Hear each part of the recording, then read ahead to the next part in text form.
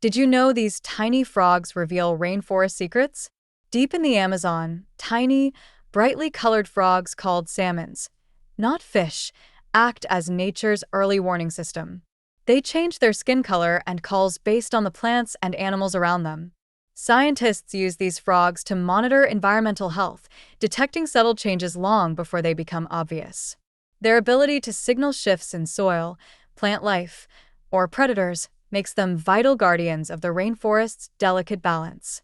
These little frogs show us how interconnected life is, playing a crucial role in maintaining the ecosystem's resilience. Don't forget to ask everyone.